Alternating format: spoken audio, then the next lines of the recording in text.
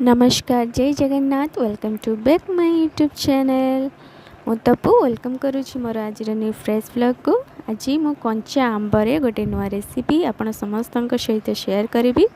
चलतु देखि नबा। एठी किछि परिबा को मु सिझे नहीं। परिबार आपण आलू टमाटर बैगण नहीं पारे। एठी मु भेंडी और पुईनाड़ी भी ऐड करछि। आपण चाहिए ऐड कर पारे। प्रथम कड़े को गरम करनबा से किछि तेल नहीं पंच फुटण आम कि समय फुटे नबा। देखंतु एपरि भाव में फुटण फुटी आसला परे एठी देखंतु मु मसला पई नेछि सोरिष जीरा रसुण पेस्ट 2 स्पून। एठी सब मोर परिबा सिझी जाइछि। देखंतु सब परिबा को मु सिझे नेछि।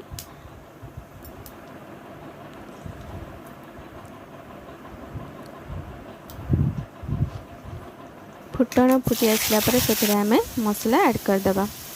आपड़ चाहिए से पियाज भी ऐड करें।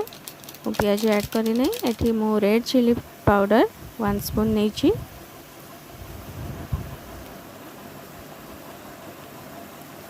हलदी केवल मसला पर यूज कर परिवार मु हलदी लुण नहीं फास्ट सिझे नहीं थी। ये केवल मसला मु अल्प परिमाण हलदी नहीं।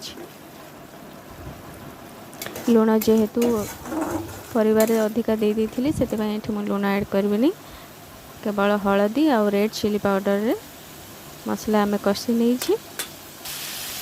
देखते यहीपरि भाव में जिते तेल छाड़ी आसो मसलू बेसी समय मसला आम कषानी ना सोरिष जेहेतु रागुआ लगे। गोटे टमाटर ने अधिका टमाटर ने जेहेतु आम आंब खटा अच्छे से गोटे टमाटर नवा। तापर सब परिवा को मुझे ऐड मसला ऐड करदेली। जेहेतु परिवार किछि पानी थिला से किछि समय छाड़देवी। आपण चाहिए से पानी को लास्ट रे ऐड कर परिबे।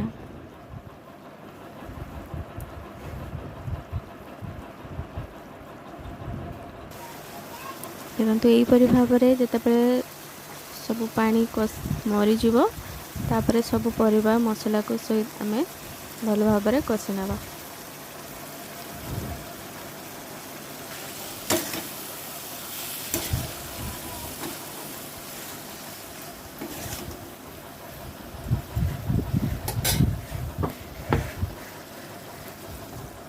तापर आम से ऐड करदे पानी। आप चाहिए ये गरम पानी भी ऐड करें नचेत परिबा सिझेला बेले जो पानी थाए से पानी मध्य ऐड करें।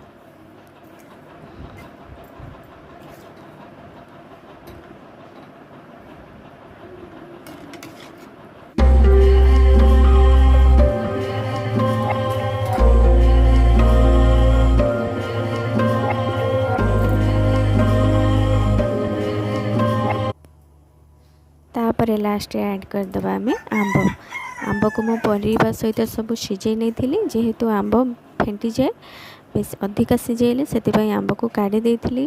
तापर लास्ट जो पानी फुटी आसो परिबा सब फुटब से लास्ट आम आंब को ऐड करदे। ऐड कर 5-10 मिनट फुटे नवा। वीडियो भल लगे लाइक करेंगे शेयर करेंगे एंड सब्सक्राइब निश्चिंत करेंगे।